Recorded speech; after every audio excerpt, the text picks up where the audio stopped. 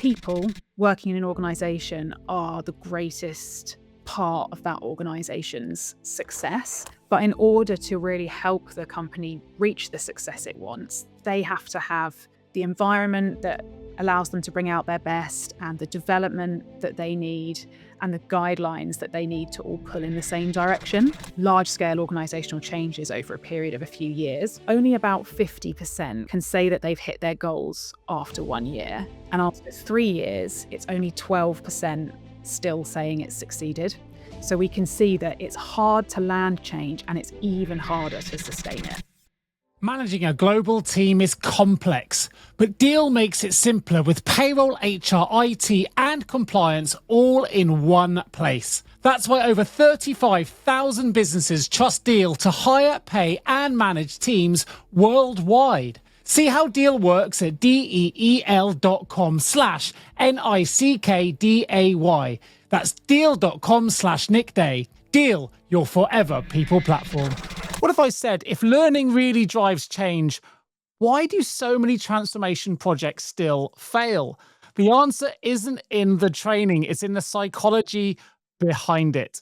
Hello and welcome back to the HR L&D podcast. My name is Nick Day. I'm the CEO at JGA Recruitment Group. We're specialist HR recruiters, and we are today sharing an episode that's really going to help give you some additional leadership insights that are really helping to shape the future of work, shape the future of human resources, and of course, learning and development as well. Now, if you're new to the show, welcome. Please do remember to click subscribe and follow. But most importantly, please share this episode with one of your HR colleagues or friends so together we can really raise the profile of human resources worldwide, because today we're going to get inside the psychology of learning. We're going to discover what really makes organizational change happens. And to do that, today I've got joining me Georgie Cooke, who is the co-author of the Inspire, Train and Sustain framework and co-founder of Lima Delta, a consultancy helping organizations turn big ambitions into lasting behavioral change. Now, Georgie specializes in applying behavioral science to learning design, helping HR and L&D teams move from theory to transformation. So if you've ever wondered why driving change is so hard or why your latest learning program didn't quite land, I'm hoping this episode is going to change the way you think about change. And we're really going to dive into the psychology behind learning that makes that change happen. So without further ado, Georgie, welcome to the HR L&D podcast. Hi, Nick. Thanks for having me. Looking forward to getting into it today. Super excited to get into this. Psychology of learning anyway is something that I'm really passionate about and really excited about. So I'm really excited to dive a little bit deeper into this conversation. But before we do, my first question, what do the words human resources mean to you? Great question. I think for me, it's all about the human part of human resources. To me, people working in an organisation are the greatest part of that organisation's success. But in order to really help the company reach the success it wants, they have to have the environment that allows them to bring out their best and the development that they need and the guidelines that they need to all pull in the same direction. And that's what I really see human resources as delivering for a business. Fantastic. Great place to start. So I'm going to dive in then with a slightly bigger question, because I know that if we're going to talk about change, there is going to be a big question for everybody that's listening to this. And that is, why is driving organizational change so hard? Even when the humans agree it's the right thing to do. It is so hard. And that is a very shared experience. I think anytime we talk about change, even in our personal lives as well as our work lives, the first thing you normally hear is change is never easy. And the stats back that up as well. There's a really good McKinsey study that maps large-scale organizational changes over a period of a few years.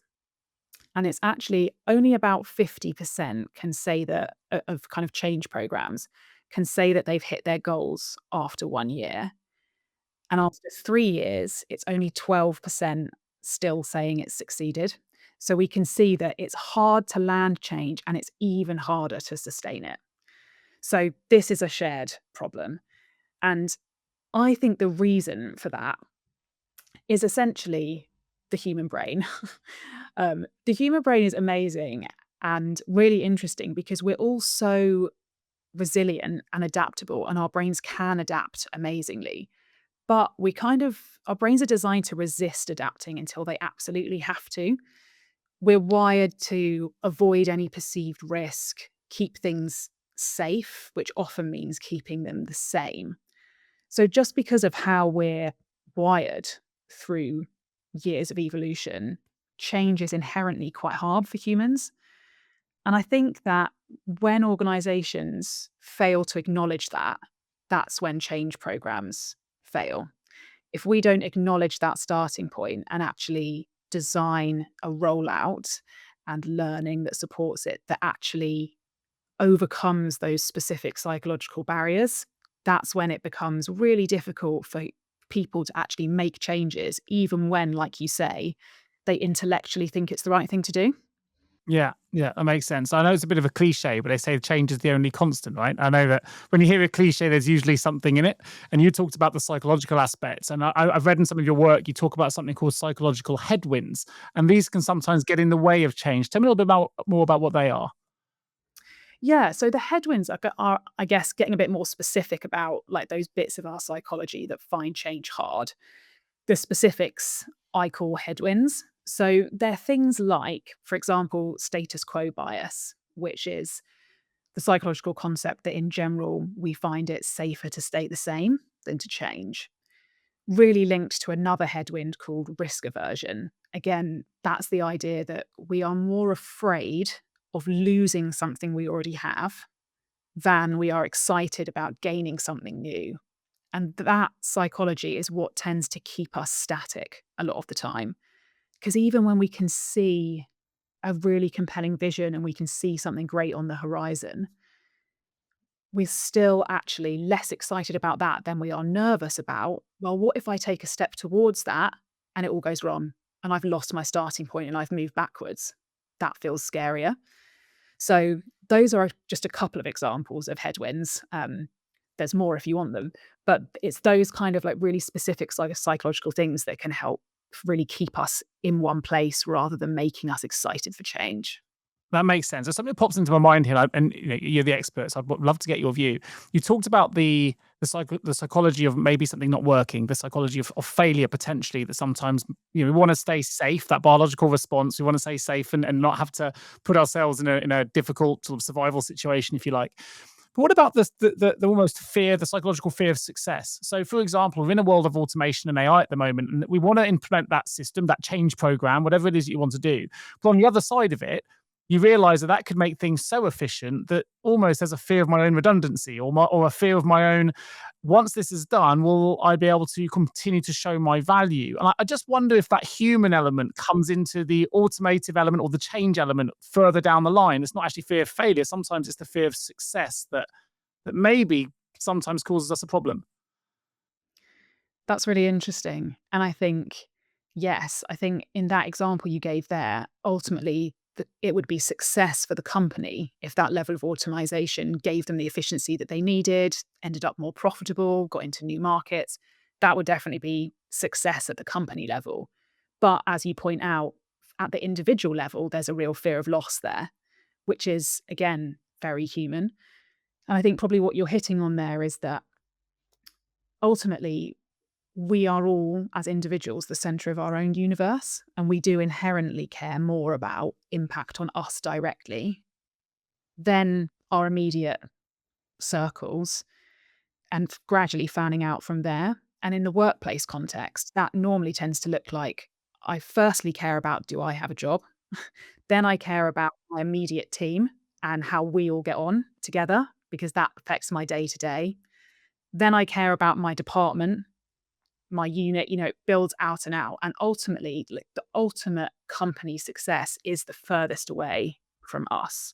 So in your example you gave there, I think you're right that that really taps into it would be success for the company, but it is not necessarily a win for the individual. And that can absolutely create a barrier. Yeah, I can see that making sense. You've explained it perfectly as well. I can think of also potentially in what, you have some introverted individuals that may not always want the additional visibility. I was thinking about that first question, when we talk about change, we've got everyone on board. If you think everyone's behind you, but you start going through that change program and suddenly those positive voices start to drop away, they suddenly realize what that change may mean for them individually, as you just pointed out. And sometimes that can be quite a powerful potential blocker later on. So I guess in your experience, what do the most successful change initiatives have in common then? Are there some things that typical mistakes that organizations make, or some really good things that leaders can help to keep people on side? Just on that point you said there, it just made me think of something brilliant a client said to me this week. He articulated that exact problem as people feeling like, I will come to the party, but I won't dance. So I will say all the right things about the change. I'm not going to push back in an obvious way, but I'm not going to dance. I'm not going to actually do the things that I think could lead to a loss for me. So I just thought that was a really interesting way of framing.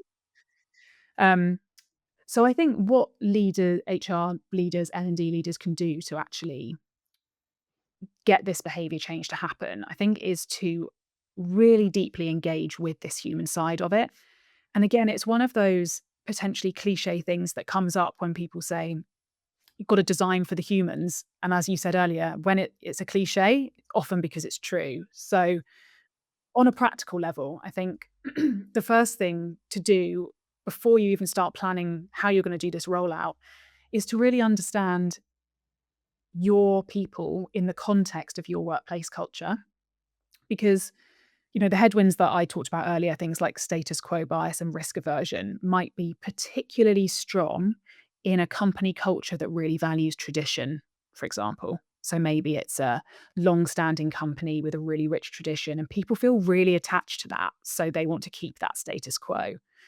Whereas in a fast-paced, equity-backed scaling business that's maybe filled with people and has a culture of ambition, individuality, then actually status quo bias might not be the biggest headwind.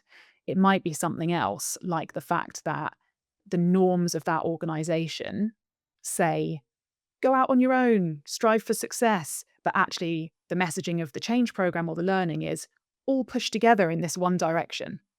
So I think the first thing that people need to do is really understand their own culture and understand which of these headwinds, which of these potential barriers to change are likely to be most prevalent for their people in their context.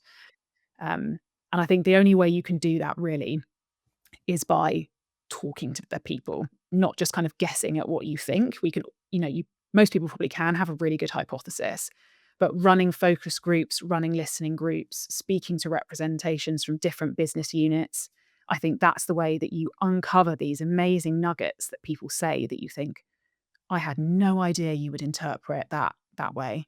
Or I had no idea that would trigger this fear for you. And by hearing those things, I think it really helps you shape a narrative and a message around the change that can be received in a much more positive way. Yeah, I think that makes complete sense to me. I think you've kind of touched upon something else as well. What I've seen in my experience of working with HR leaders when they're going through change programs is, particularly if it's a company wide change program, you've got to consider all the microcultures. So we think it's going to be right for our business. And when we think about our business, our individual team, and you broke it down earlier about the different sort of wants and needs of an individual, and it goes out to team before it goes to organization. We think this is perfect for the culture that we have in our organization. But of course, often we think our culture is our immediate team, what we've set up under our own leadership, but it can often change when we go broader than that, which is why asking those questions outside of your immediate teams can really throw up some interesting, I imagine, insights that may make you have to rethink or change the way we approach something. Yeah, absolutely. Because I think, HR is very often a centralized function. Um, so, of course, HR leaders tend to exist within that centralized team. So they're often based in like the head office of an organization and not out on the shop floor. They're not out in the stores. They're not out on the rig, whatever their business does. They can't be in all those environments. And I think that's where really great collaboration between HR business partners in all those different parts of the business is so valuable, because a lot of those business partners will be more ingrained in the day to day in different parts of the business and can speak to people there and feedback all of these really valuable insights. Yeah, that makes total sense. Now, of course, from your perspective, you've obviously been involved in lots and lots of different change programs, lots of different organizations. It's helped you to author the Inspire, Train, and Sustain framework. Tell us a little bit more about that as well. Obviously, particularly for people listening to this, they may want to get a copy and help them move their own change programs along, but also be really great to understand what inspired the framework and how you came across with creating it. Yeah, absolutely. So Inspire, Train, Sustain is the positive flip side of the behavioural headwinds that I talked about. So it's about saying we know that these headwinds are going on and we know we need to understand them. And once we understand them really well, that will help us figure out how we inspire our people, how we train them, building the skills that they need to actually make this change a reality, and then how we sustain the change in the long term. And as we've touched on, exactly how each business inspires, trains, and sustains will be slightly different based on their culture. And as you rightly point out, m- will even be slightly different perhaps within those different microcultures. But the framework really was, I think, is designed to give people that framework to work with. So it's there to prevent people going straight into thinking that just training is going to solve their problem. Because no matter how great a training program is, if people aren't inspired with a really compelling story about why they need to change their behaviors, they can know how to. But like we said earlier, they can come to the party, but they're not going to dance if they don't want to. Or they might be really, really inspired by an incredible message that you've told them. But if you don't provide the training, there's still a capability gap that means that they can't actually put that motivation into practice. So Inspire, Train, Sustain represents that end-to-end process of what you need to make a change successful and helps guide the decisions that you make along the way. It makes sense to me. We've got a similar kind of, I guess, psychological process when we work in recruitment. We think, when we speak to candidates who are looking for new opportunity, we say, put everything into your CV because it's the most important document you'll ever write. But they'll do all that work and they'll let themselves down potentially at the interview stage. You've got to then treat the next part of that process with the same level of inspiration, vigor, and commitment because that's the next bit. That's the first time they're seeing you. And the same again at the second interview. Always kind of got to keep reinventing yourself for each part of the process. And when you're thinking about your framework there, I think train for me, I can see why it could be absolutely something that pulls people in. People, we work at recruitment or retention. The things that keep people in organizations is they want to feel invested in, they want to train, they want to learn new skills, but they want to be inspired behind the reason they're doing that training. So from your perspective, how much of a part do you think storytelling plays in making sure change programs are successful? I think it's everything. Getting the story right is everything.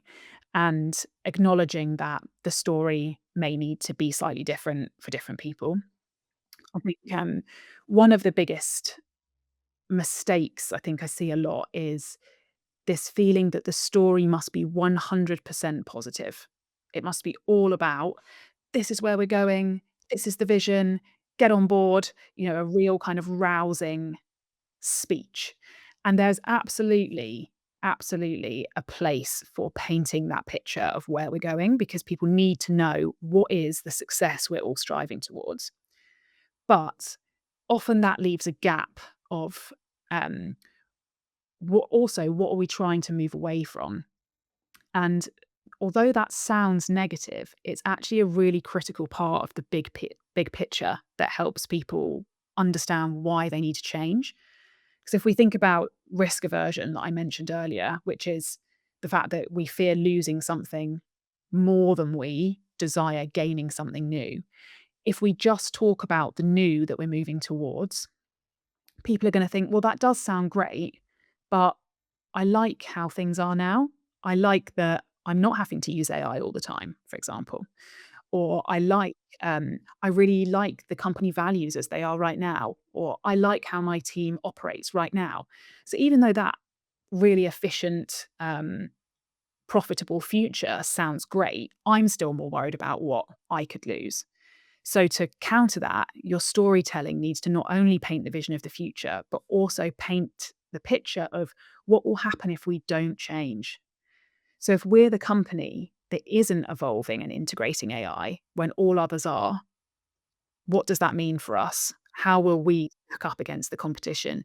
And so the storytelling, I think, painting both of those pictures is a really critical first step to get people inspired. And then you want that story to run through your whole campaign. So it's really worth investing in getting that messaging right up front.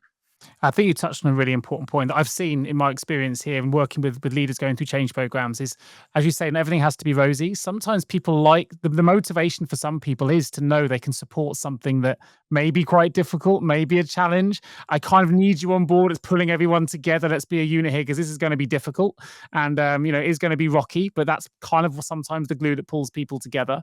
I really like your example as well of, staying the same actually is sometimes to go backwards. There's a coaching thing that says everyone you say yes, what are you saying no to? But equally, when you say no to something, what are you actually saying yes to? So no to this change program potentially means yes to falling behind our competitors, to losing the people you love working with because they're going to want to be with those people that are doing those things. So yes, you love your role, but do you love the people you work with? If you do, we need to make this happen so there's something in it for them. The idea of what got us here is not going to get us there. So I think some really, really salient points you've raised. And I think there sometimes are overlooked things. I think that storytelling piece, which you said is absolutely everything.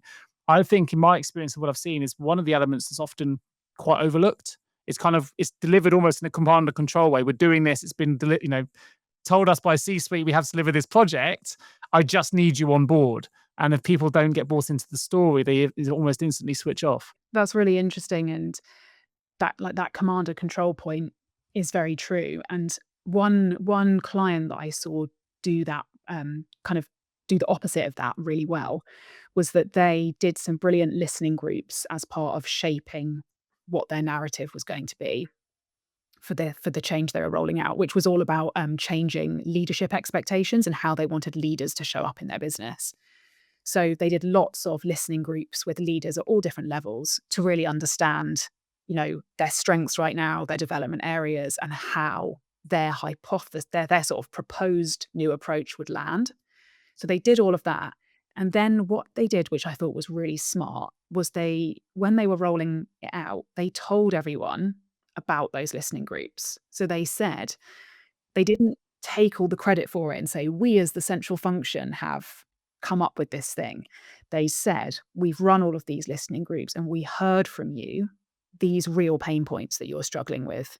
And we heard from you that these are the things that really matter to you. And you will see those things in this new framework, which we have co-designed. And I think just acknowledging that co-design piece goes a really, really long way to actually immediately making your audience feel much more receptive to it, because it feels like it's for them, not being pushed down to them from somebody else.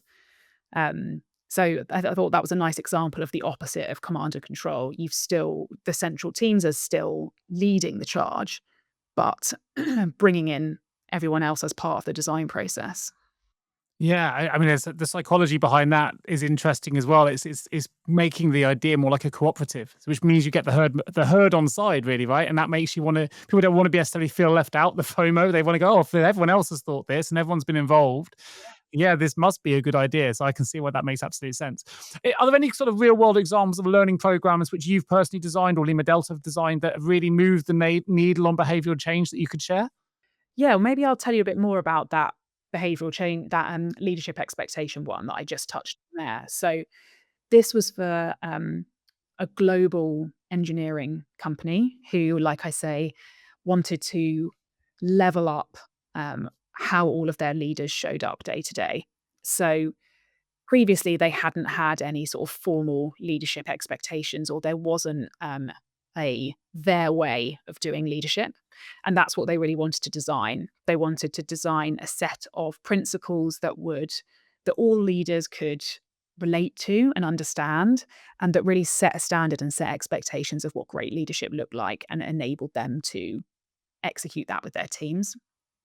So they started off, as I said, with all of these listening groups. So going out to leaders and finding out, you know, of the parts of of the people management parts of their role, what were the bits that they felt confident with? Where did they feel that they were struggling? What did they wish they had to support them?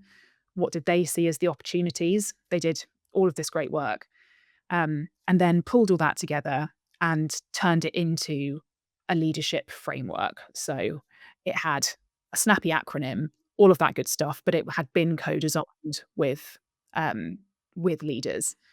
And then at that point, they came to us at Lima Delta and said, right, we know what we want to launch. We've got this framework. We know what good looks like. We know exactly how these leadership principles break down and how they should show up at different levels. Help us get that out to everybody. Help us inspire people, help us train them where they need it, and help us make sure this change actually lasts. So that was sort of the need. And we worked with them to figure out how we would inspire, train, and sustain. And we did this, it was a real partnership. So they did all of the comms, they did all the sort of face to face training elements.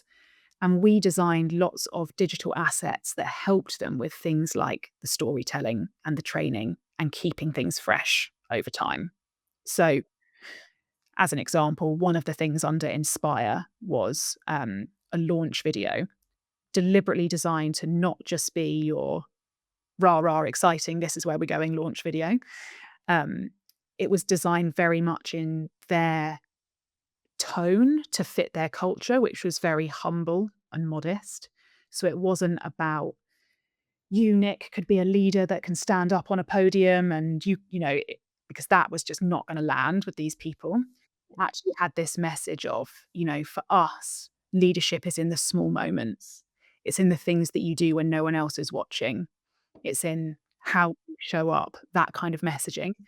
So a leadership video that was really designed around what we'd heard from people and what we knew about the culture, and creating that for them once, that got used so many times over the whole campaign. But it's assets like that that we helped them create to actually make the Inspire part of the framework a reality for their audience. HR leaders. I'm Nick Day, host of this podcast, but also founder of JGA Recruitment Group. And here's what I hear every week from top HR leaders. They say, Nick, we can't find the talent. It's our biggest challenge. And when we do, we can't retain them. Well, that's where we come in.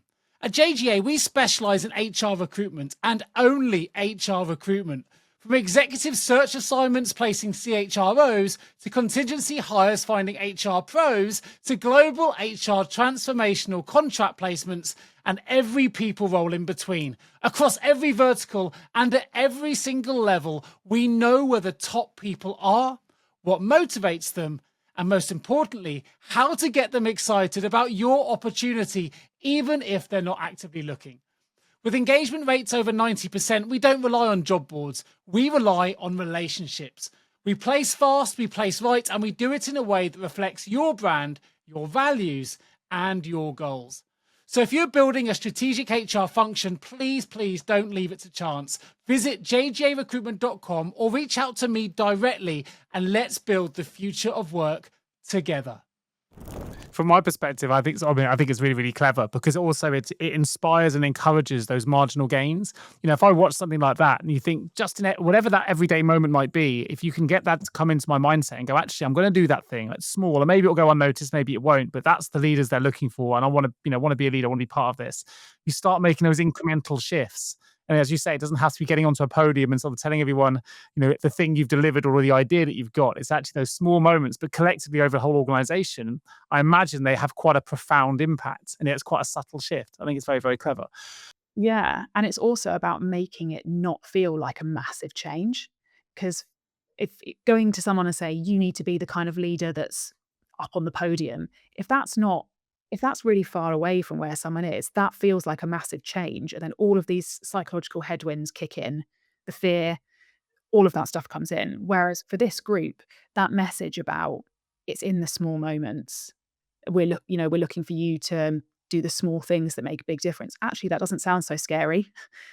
The risk aversion comes right down. So that's what I mean, I guess, by how we can think about not just what these headwinds are, but that shows us how we overcome them.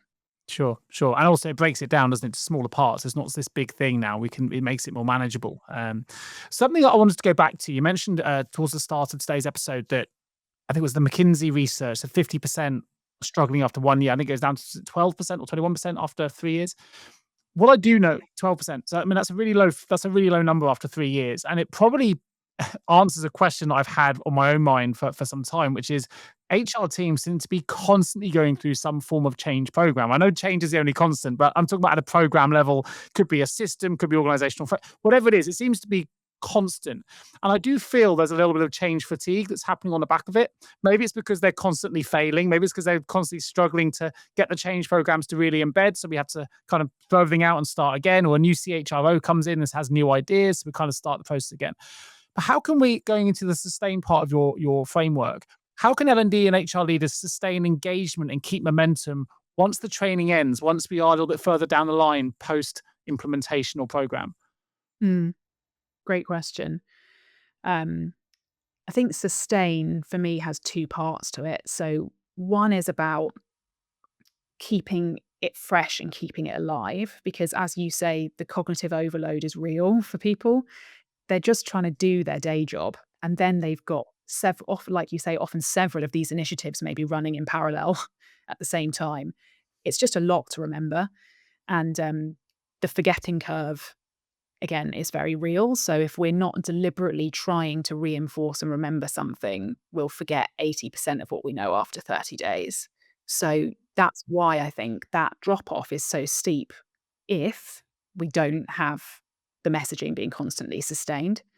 So to keep the messaging alive, I think this is really all about managers and kind of champions of the initiative who know that their role isn't just to launch it to their teams and to their people, but actually to weave it into BAU. So, for example, right now I'm working with a client on a change to their kind of values and DNA, values and behaviors. And so we're ramping up now for the launch, which will be early next year. But then following that, we can't just launch it and then never really have those values mentioned again, because they'll just become something that's on the wall, not something that's actually embedded and sustained.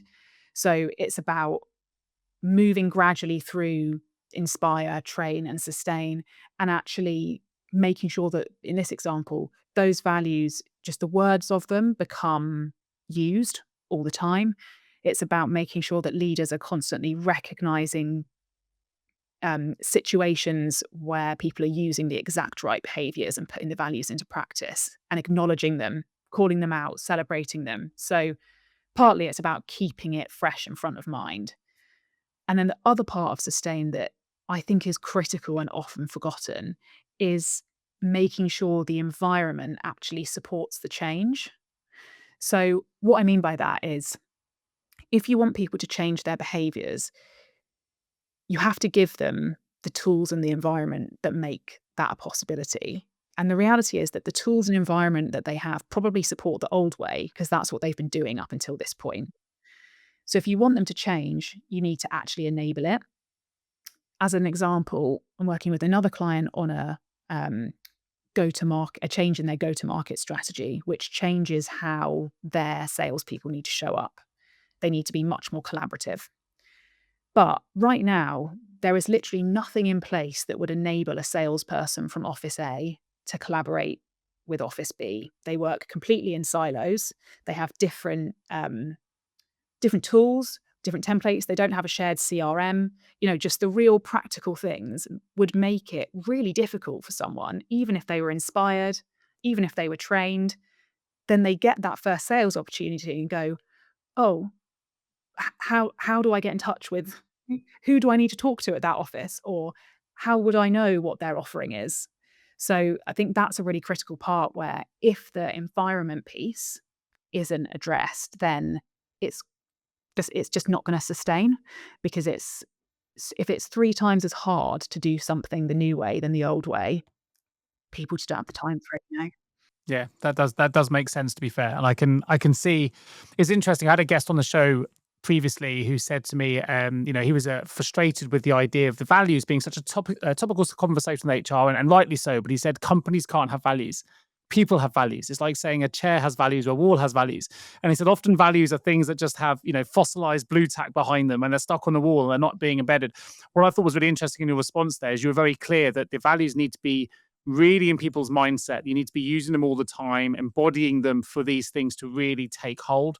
Otherwise, they are just these things on the wall that we end up ignoring, or they're dictated from above and we haven't really got the buy-in. I thought that was really interesting because you kind of took his point of view a little bit further and talked about the importance of really embodying those values and making it a day-to-day practice, but doing it in a way that inspires you to want to work that way. Now, if that means getting that go-to-market strategy right that allows you to get the sale, which helps you to earn your commission or whatever, then it makes sense that we need to do these things. That benefits, going back to your earlier point, that benefits me, the person, before it benefits anybody else. You mentioned environment there, which I thought was really interesting. Are there any other kind of pitfalls L&D professionals to look out for when designing learning for change? I think the learning bit in particular, so for me, that's the train and inspire, train, sustain. I think the two main pitfalls I see there is firstly, just too much information, which is a classic in learning anyway, isn't it? But given that, we just talked about the cognitive overload of having multiple initiatives running at once and um, on top of your day job, we really need to keep the learning really simple. So fluency and sequencing, I think, are really important. So fluency is this idea that the simpler the message is, not only do people understand it better, they believe it more. So if I say something to you and you find it really easy to understand, you're more likely to be like, huh, makes sense. Yep, I believe that. Whereas if it feels complex and hard to understand, you're more likely to pick it apart because it doesn't land easily with you. So I think a lot of people fall into the trap of thinking that we need to give people loads and loads of context, loads of information, share all the complexity. But actually, that often people just feel confused or start picking apart the messaging because they don't understand in a clear, simple way what it actually means and what they have to do. So it's a real kind of less is more, I think. Um, and then the next pitfall, I think, is not being specific enough. So again, with this example of values, if the training that gets rolled out is just about, say it's either a piece of e-learning or it's a workshop or something like that that's just about going through what the values mean. If it's not tangible and specific, and if it's not tailored to my part of the business and what it means for me and how I show up, it's very likely that I will just perceive it as an abstract thing that's blue tacked to the wall, as you say. But if the training is saying, so these are our values, and this particular value of, say, collaboration, this is what that means for you and your specific part of the business. It means that we want you to know who your equivalent in the next business unit is and meet up with them monthly to share updates on your projects, like being specific and showing how these abstract concepts and initiatives turn into specific actions, and then training on those actions is much more likely to be successful than a broad information overload. Yeah, and I mean, everything you've said there to me just lands. It makes total sense. And as a quote I heard, I'm going to get this wrong, so apologies for anyone listening, but it's something along these lines: that someone who lacks knowledge thinks complex is clever.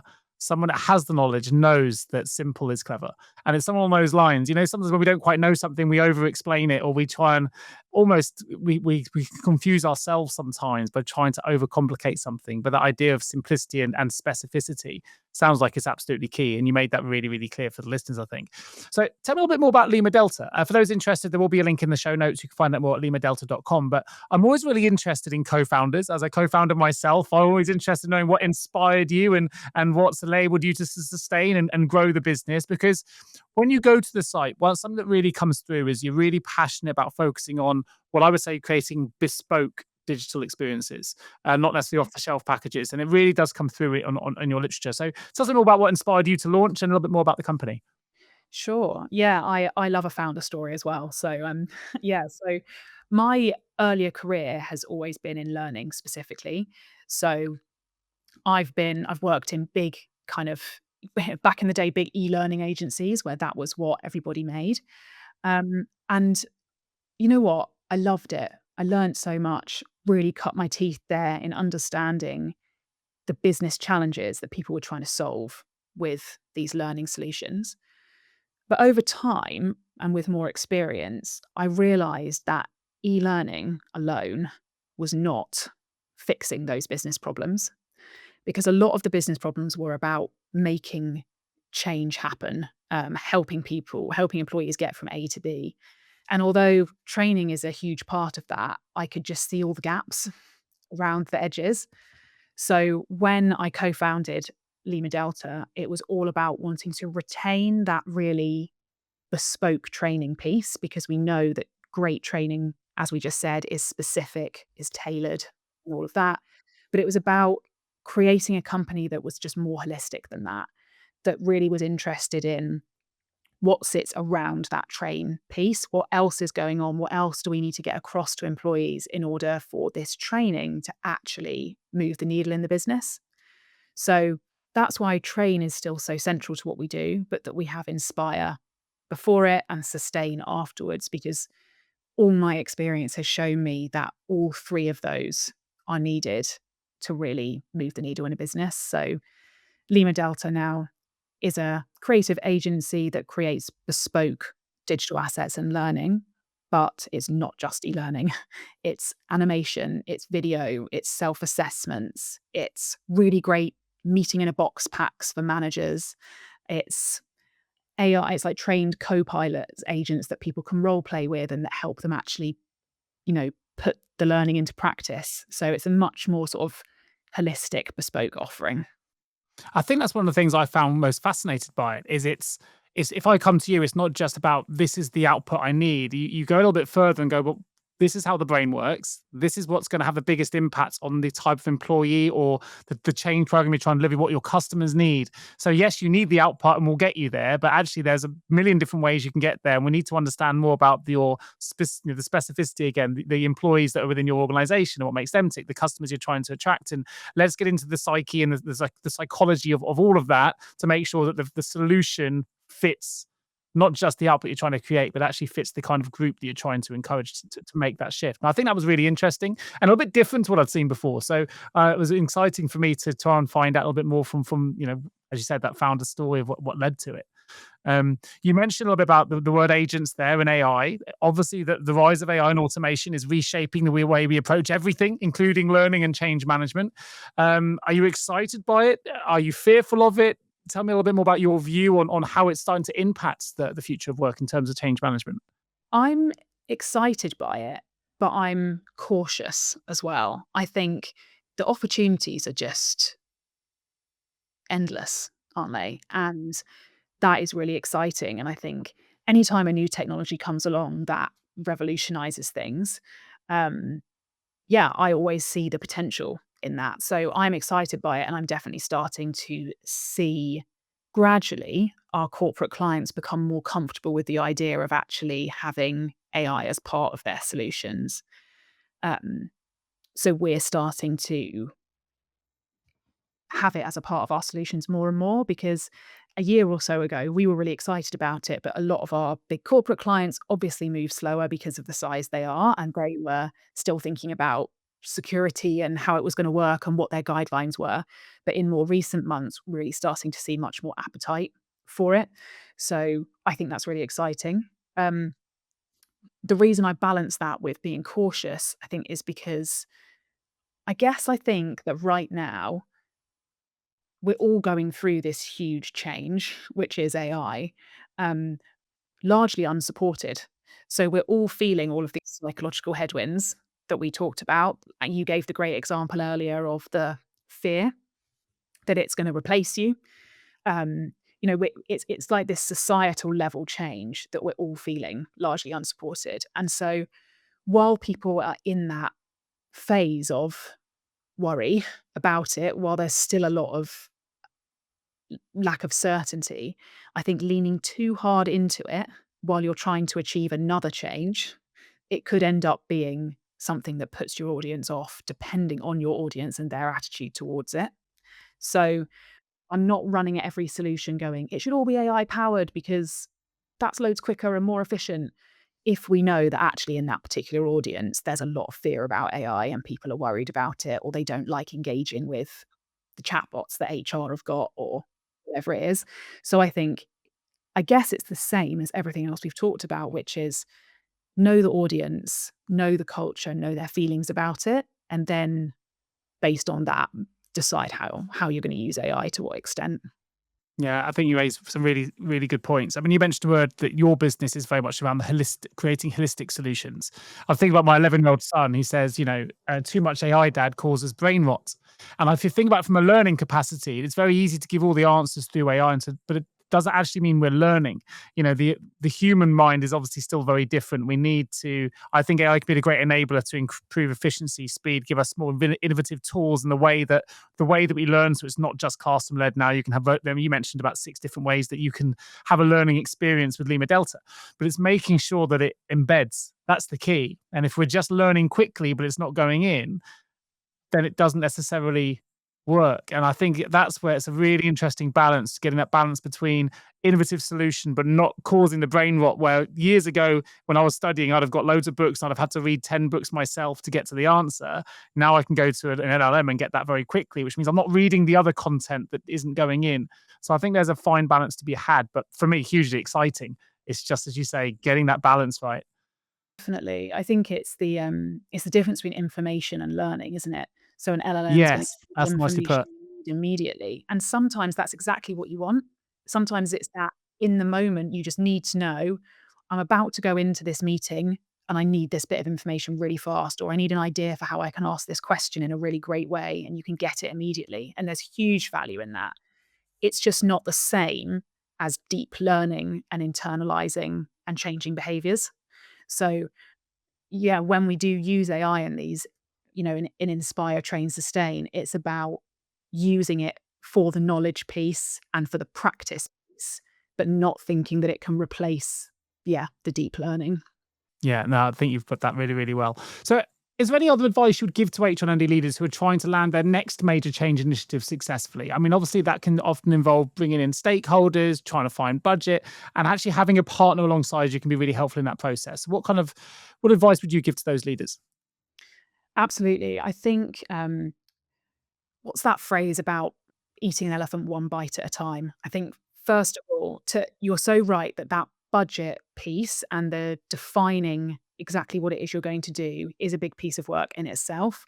So I would say take that as the first bite. Do your focus groups, get clear with your stakeholders on exactly what good looks like. And actually, that's the first piece, and everything else can be informed by it. We actually offer we call it the Pathfinder workshop, which is designed for that exact piece, which is just a one-off workshop where we come in and help you understand current state and future state, and we go through all of the headwinds together and help identify which are the ones that are most prevalent. So something like that as a first step is essential. And then off the back of that, that shows you what your compelling message needs to be, what the tone of that message needs to be, where your capability gaps are, and you can start picking it off bit by bit. There's something I like about that. And what do you call it? The Pathfinder. Pathfinder. I tell you what, so this show predominantly is listened to by senior HR leaders, and I work as an executive coach with HR leaders. And one thing that I've there's a commonality here that comes in where HR leaders often feel like they're the loneliest person in the room. They get to the top, and actually at that point, you have these big change programs, but it's really hard to find someone, a peer that you can soundboard from, that you can say, "Hey, I've got this, and I don't really know where to start here." And sometimes I'll go into HR communities, but the change program is always unique and different to every organization, so they're never an exact fit, an exact kind of passover. So I think the idea of having that kind of pathway opportunity is really interesting because I know from my own experience and my coaching conversations that a lot of HRDs are feeling sometimes like they are very lonely. They're very, very, not necessarily lost. They have the experience, but they don't necessarily always have a sounding board. Now, sometimes they'll come to a coach for that, but I'm not necessarily an expert in relation to change management. I think I reckon that service would be, now people know about it, might be quite a popular one for the people that listen to this show. If you do want to find out more, obviously Lima Delta website will be in the show notes. You can click straight through to that. My last question before we open the vault: if the only constant is change, are there any other questions I haven't asked today that you would like to, I don't know, bring to the audience's attention, that's it has a relationship to change that perhaps I haven't asked, that actually could be really insightful and really useful for them to take away? I think you've asked a load of really great questions. The only thing that I guess we haven't talked about that much is the role of managers in the rollout of a change. And the reason I think that's worth talking about is because whether they are aware of it or not, every people manager sets the norms for their team. And by how they show up and how well they embrace a change, they sub they kind of subconsciously show their team what's expected. So if you've got one manager who is kind of on board, sees the benefits and talks really positively about the change to their team and helps translate that company level initiative into what this means for us in our group, then that team is much more likely to understand what they have to do and to do it, because ultimately they want to be seen as doing well in their manager's eyes and their manager's expecting it of them. Whereas on the flip side, if you've got a manager who isn't engaged and either isn't mentioning it at all or is showing up with a bit more of a cynical attitude towards it, letting their own risk aversion or status quo bias be expressed to their team, then that's likely how their team will receive it. And I think sometimes managers are a bit unloved in these programs, given how critical their role is. So, one thing I always suggest to clients is that they treat people managers as a subgroup of their audience and think, what special treatment do we need to give these managers to make sure that they are inspired to do this, that they've had the training they need before they have to be part of helping deliver it to their team? How can we really set them up to succeed? When they're a bit unloved, I think they can cause problems, but when they are really loved and they've got what they need beforehand and their role is acknowledged, then they can just make such a positive impact on a change. Yeah, it's great advice. I was thinking about in the world of recruitment, it's similar to like having a strong onboarding process. We know it's quite difficult, but if you get that wrong, someone's coming into your business. We know the managers are already very busy. They've got their own jobs to do, but that kind of 3-month window in particular, if you overlook that element, that new employee is going to be disenfranchised very quickly with with the role. They're not going to build a rapport with their manager. And actually, it's one of those things that's often overlooked. We've got to not just sell the role at interview, we've got to continue to sell and train the individuals involved in that onboarding process to make sure they know how to deliver it properly and make sure those tools are in place. For me, there was a little bit of synergy there. I know they're very different examples, but in the way you were giving it makes sense to me from that perspective as a recruiter as well. Well, look, we're going to open the HR L&D vault. 3 short, sharp questions for you. The first one is this. One piece of advice you would give to an HR or L&D professional who was undertaking their first ever change project. Run focus groups and listening groups with your audience so that you know rather than assume what they're likely to think about your change and can design around it. Fantastic. One thing you now know that you wish you knew when you started out on your learning career. Learning on its own isn't enough. It has to be supported with a compelling why and a motivation, and there has to be something that sustains it and helps people apply it long term. On its own, people could have the best time on your learning experience, but a month later, nothing's going to have changed. Yeah, fantastic. Love that. And last but no means least, if there was a particular film, quote, book, podcast, or resource that's really inspired your approach to learning and change, what would it be? I would probably say, oh my God, I'm going to butcher the name of this. Let me look up the book quickly. Well, so while you're looking for it, I'll let the listeners know if you've enjoyed this conversation so far and you want to find out more about the sustain element, do go back to one of our back catalogue episodes with Alan Stein Jr., who wrote the book Sustain Your Game.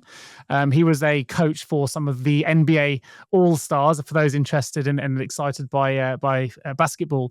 But he's been on the show a couple of times, and his focus is all about sustaining your game post change program, post career change. So that might be a really interesting dovetail episode to listen to straight after this one. So if you've enjoyed today's episode and want to keep that journey going, go and check out the episode in the HR&D podcast with Alan Stein Jr. Right, I've had a chance to find that resource. I have. So it's a book, Atomic Habits by James Clear, which is one of my all-time faves and really speaks about how you can make change a success with those small incremental things. So it really leans into the idea of small habits, which over time build up to big changes. And I think if we can take that advice and really help get that message across to our people when we're trying to roll out a change, it's much more likely to be received well rather than talking about it as if it's a huge seismic change that needs to happen instantly. Yeah, fantastic. But I've read that book as well, so I can also say it's a really definitely worth a read, and I can understand why you've raised it here. So if you haven't read that book, do go check it out. Well, listen, it's been an absolutely fantastic conversation, Georgie. Thank you ever so much for helping us today to understand why most change fails, the behavioural science behind it, more about your Inspire, Train, Sustain framework for embedding transformation. Really, really important. There will be a link to a white paper all about that program and framework as well. So do click to that. It will be in our show notes.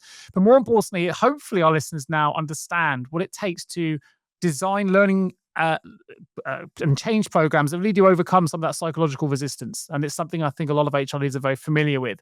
Some really practical steps to sustain engagement long after the training ends. And of course, to help evolve L&D and HR professionals to drive organisational change, because in order for that to happen, we need those change programs to be successful. We need to be resilient. So I think loads and loads of brilliant takeaways from today's episode. So thank you ever so much for joining me. And of course, for those that do want to find out more, please do go to limadelta.com. There will be a link in the show notes. As I mentioned, there'll be a link to the Inspire, Train, Sustain white paper as well. And I'll also put Georgie's LinkedIn connection invite in there as well, should you wish to connect and find out more. Just to say a huge thank you once again for joining me today on the HR L&D podcast. I've been your host. My name is Nick Day, and I look forward to bringing you the next episode real soon. Georgie, thank you. Thanks, Nick. Global teams are more connected than ever, but managing payroll, HR, and IT can still feel fragmented. Deel simplifies global work with one platform that keeps everything running smoothly. No compliance guesswork, no third-party payroll, just seamless operations backed by 24/7 expert support. That's why over 35,000 companies trust Deel to handle their global workforce. Visit deel.com/nickday to see how Deel can help. That's DEEL.com/NICKDAY. Deel, your forever people platform.